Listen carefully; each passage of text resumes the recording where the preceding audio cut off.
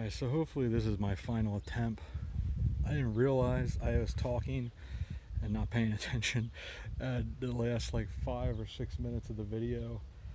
Apparently my phone shut off, which was awesome once I realized, because I was like, oh, this is really good. And then I'm like, oh. So I think I was right around here I was talking about is like John Mark, born 1800, died 1869. I think I was mentioning about the David Blount.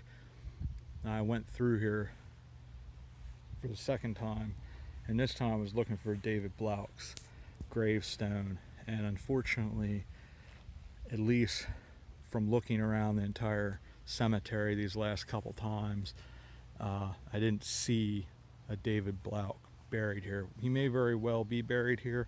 I'll have to look. I think it's like a grave.com or something like that you have all the different cemeteries, and you can look up to find where somebody might be buried. So he might very well actually be buried here, but I haven't found it. There's a lot of Blounts here, but there's not a David Blount Sr. Found who might have been his children, but that's about it. Yeah, you're getting down into where, 1800, a lot of these people. This is Catherine Killinger.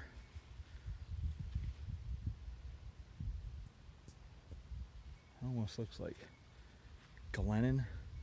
Henry Glennon was the wife of Henry Glennon. It's an interesting spelling. But yeah, it's a beautiful, really serene cemetery, and it's, being right across the street from it, I always sort of look out onto the field and just see the beauty of it. And there's so many stories. But anyways, I had mentioned earlier in the video that we were going to go over, we stopped at the grave site of that little girl that had only lived to 8 days. And it's like so often you look at these cemeteries and, people live to 70, 80, 90 years old. But unfortunately, as so many of us know, we've had loved ones that we've lost far earlier and tragically. And, it's, in a way, it's a lesson in that life is so very precious, and there's no guarantees in life, and every day is a gift. And that's something I found out earlier this year, that sort of changes your perspective on things and makes you appreciate what you have and how fortunate you are. But the first of the two young ladies I had talked about that had passed away, they had actually passed away within a month of one another. And this young lady is actually the sister of one of my brother-in-law's best friend. Her name is Sarah Ann Yorty, and she was a teacher and just truly a blessing to all. And sadly, she was an avid hiker, and she had, I guess, been on a ledge or something like that. Just nothing major, but something gave way, and she fell, and she got hurt pretty bad. And unfortunately, they didn't find her till it was too late. But Sarah is missed, and it's one of those things where you think, why? She had so much to offer the world. She had already given so much, and was loved by her family and friends, and sadly is missed today. But she had died on March 18th, 2008, and a little under a month before, one of my sister's best friends, Dina Tice, she had heart issues, and they knew about it, but it wasn't something that they expected that would take her life so soon. But she had worked on a farm milking, and she had a heart attack, and sadly left behind her family, her children, and her husband Clint. And it was just two shocks right there within a month of one another. But she was another one that was just truly a blessing in this world. And it always seems like the song says, the good die young.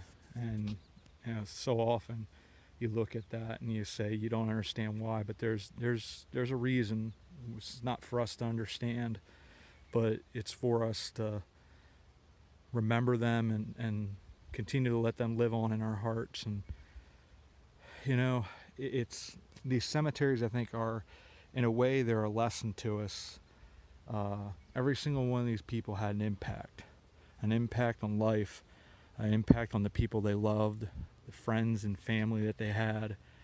And you know, maybe it wasn't a worldwide thing, but these individuals here had an impact and left the world most likely a better place than the way they found it. And it's a lesson for us that to do the same, to live life to its fullest, to live every day as it's our last, and try to leave more love in this world, and kindness, compassion, and have empathy for those around us, because you never know the struggles that they're going through. And you know, these two women are examples of love and compassion and kindness, and just truly decent human beings. And is an example for us to live by. So this cemetery, it's always been one I've truly been interested in, and to get to explore this and check this out with you guys has been a pleasure. And I hope you enjoy this video. This is the second part, because of what happened with the phone. Still not quite sure what happened. I think I got a phone call, and maybe that made the thing click off. But until next time, whether it's in your town, my town, our town, home is the one thing that connects us through our memories, through our families, our friends, our joys, our sorrows. It's a place that we feel like we belong. And hopefully, one of these days, soon, we will see you again about town. Thanks, everybody. See you later.